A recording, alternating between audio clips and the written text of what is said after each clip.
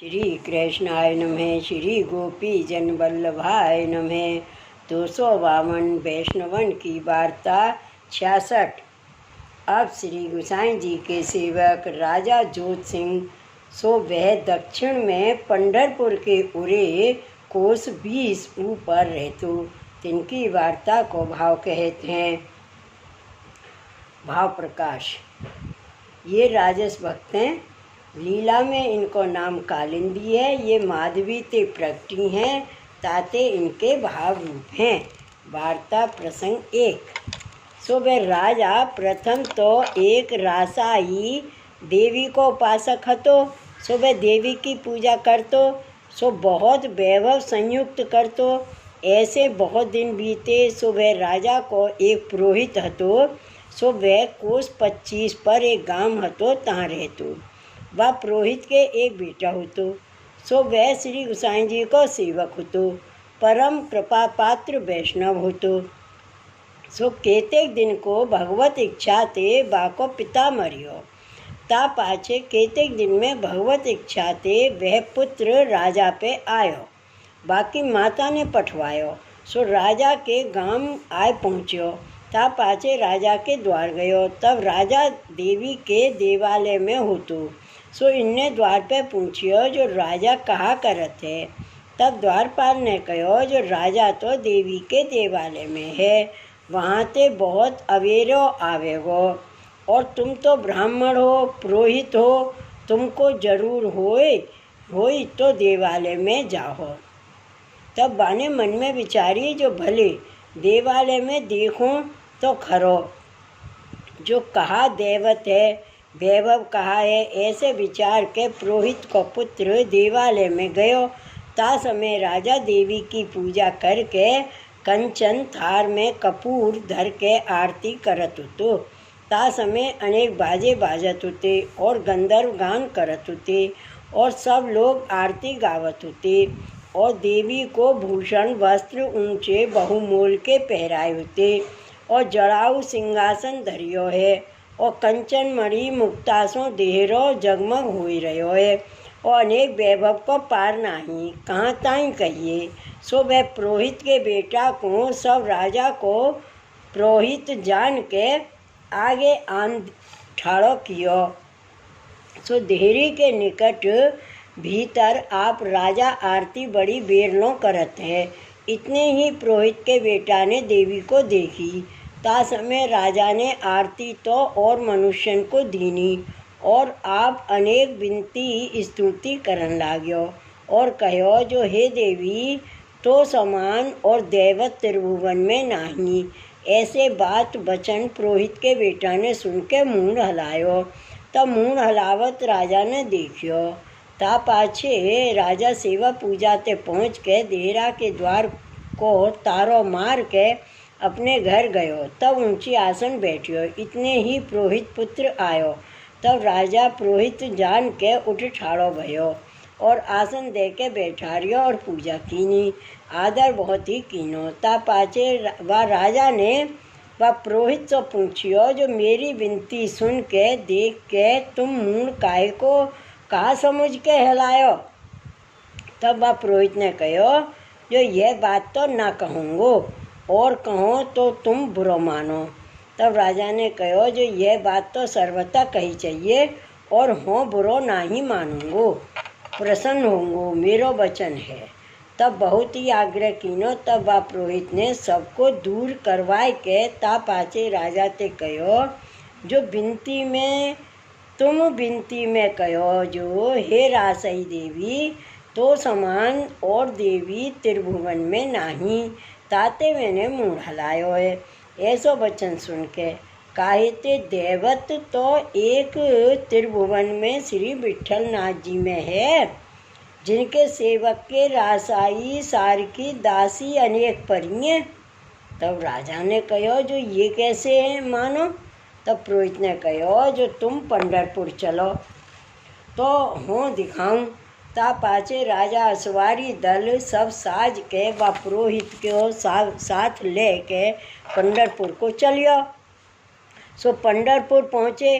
तब श्री विट्ठलनाथ जी को दर्शन करियो। तब राजा ने मुँह हलायो, जो तुम ऐसी ही बड़ाई करत हो, कहाँ मेरी रासाई को वैभव, और यहाँ तो उत्तम वस्त्र नहीं है। तब वे पुरोहित सुन के चुप कर रहे हो। ता पाचे राजा तो मंदिर बाहर निकलियो। तब वह पुरोहित तो पाछे रह के श्री विट्ठलनाथ जी सो कर जोर के विनती करी, जो महाराजा धीराज राजा को वैभव संयुक्त दर्शन दीजिए और या को संदेह दूर कर अंगीकार कीजिए। ऐसे कह के पुरोहित हूँ राजा के डेरा आयो।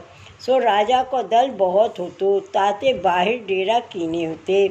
तब इतने ही तुरंत श्री विट्ठलनाथ जी ने यहाँ वन में थोड़ी सी दूर एक बड़ो नगर बसायो, अद्भुत सिद्ध करियो, और एक गृहस्थ साहूकार को भेंट करके एक सुंदर सुखपाल में बैठ के राजा पास मिलवे को आए।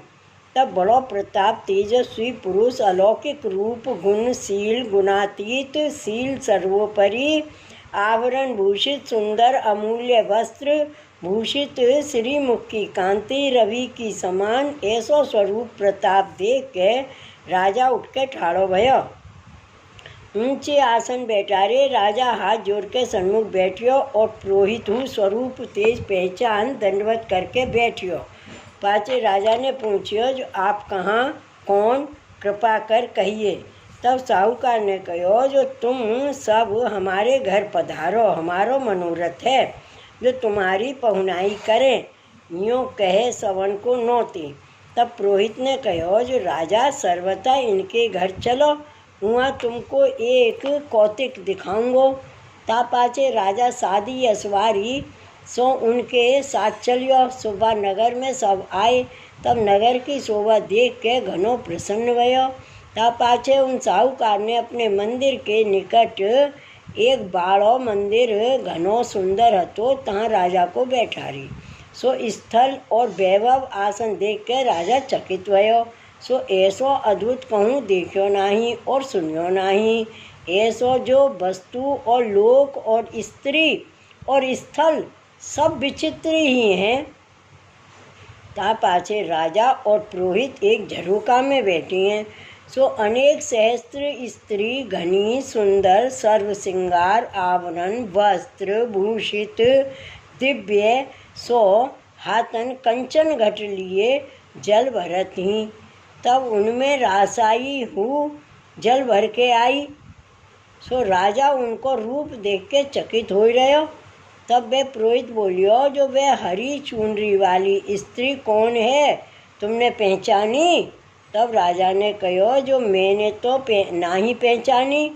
तब पुरोहित ने कहो, जो तुम चलो नीचे उतर के मार्ग में ठाड़े रहें, वे जल भर के फिर आवेंगी, सो तुमको दिखाऊंगो।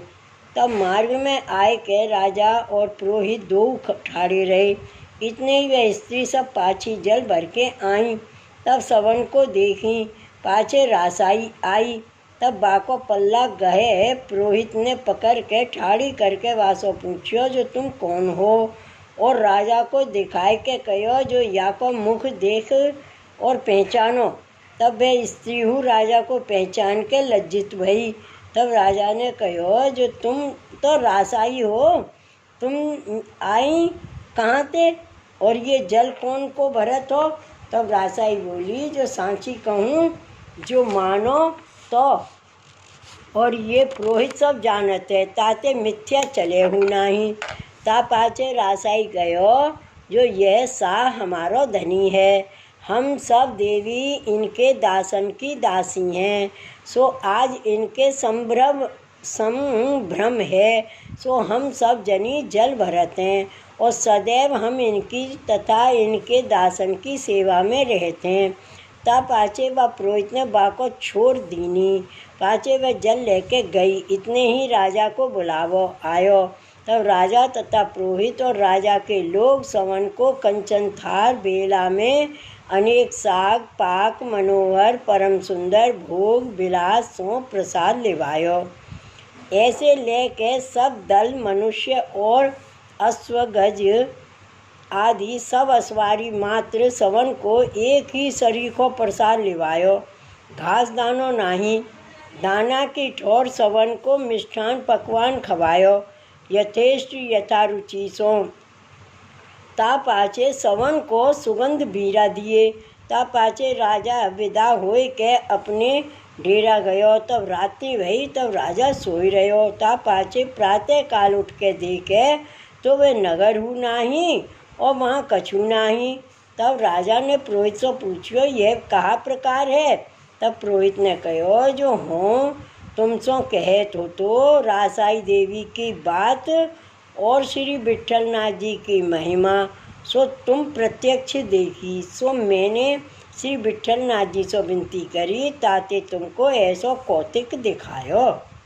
ता समय राजा को विरहताप भयो और पुरोहित के पावन पर रहो और कहो जो मुँह को वैसे ही स्वरूप के दर्शन करावो। तब पुरोहित ने कहो जो वह स्वरूप तो अड़ेल जाओ। तब वहाँ देखो वहाँ विट्ठलनाथ जी अवतार प्रकट भयो है ताते वहाँ दिसे। तब राजा को आतुरता बाढ़ी। तब वहाँ ते मंजल चले। सो रात्रि दिन करके थोड़े से दिना में अड़ेल जाए पहुँचे। ता पाछे श्री गोसाई जी को दर्शन करियो। सो पहले जैसे वह घर में देखे वैसे ही स्वरूप को दर्शन भयो। ता पाछे श्री गोसाई जी सो पुरोहित ने विनती करी जो महाराज कृपा करके राजा को नाम निवेदन कराइए। ता पाछे श्री गोसाई जी ने राजा को नाम निवेदन करायो।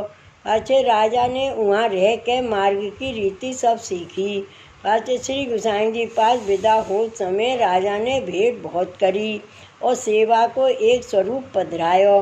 ता पाछे श्रीनाथ जी द्वार आए के श्री गोवर्धन नाथ जी को दर्शन करियो। पाछे ब्रज परिक्रमा करके एक दिन और रहे अपने देश को चले। ता पाछे जैसे ही वह पुरोहित ने कहो ताई रीत सब करन लाग्यो। वे रासाई देवी एक ब्राह्मण को दीनी और श्री ठाकुर जी को स्वरूप श्री गोसाई जी के पास से लायो हतो। सो मार्ग की रीत सो उनकी सेवा करन लाग्यो और पुरोहित मिलकर सेवा करे। रात्रि में बैठ के दो जने भगवत वार्ता करें। ऐसे करत श्री ठाकुर जी शानभावता जतावन लागे। प्रत्यक्ष बोलें बात करें ऐसी घनिक बातें हैं। सो सब वह पुरोहित वैष्णव की संगत सो भयो। ताते वे पुरोहित की हूँ राजा बहुत सी मर्यादा राखतो। भाव प्रकाश या वार्ता में यह जतायो जो वैष्णवन की संगत ही ते मोक्ष पदार्थ है। सो सर्वथा तादर्शी वैष्णवन को संग करनो जाते सब बात स्फुरे और सब सुख होई। तादर्शी वैष्णवन के प्रभु सर्वथा आधीन रहते हैं उनको अनुसरत हैं। ताते उनकी कृपाते याही देह सो भगवत लीला को हु अनुभव होते और तो कहा कहें नूतन देह हु प्राप्त होते। ताते सर्वथा ऐसे वैष्णव को संग करनो सेवा करनी जो वे ज्योत सिंह राजा श्री गोसाई जी को ऐसो कृपा पात्र भगवदीय हो। ताते इनकी वार्ता कहाँ ताई कहिए। श्री वल्लभाधीश की जय। श्री गोसाई जी परम दयाल की जय। श्री गोकुलनाथ की जय। जय जय श्री गोकुलेश। जय जय श्री गोकुलेश।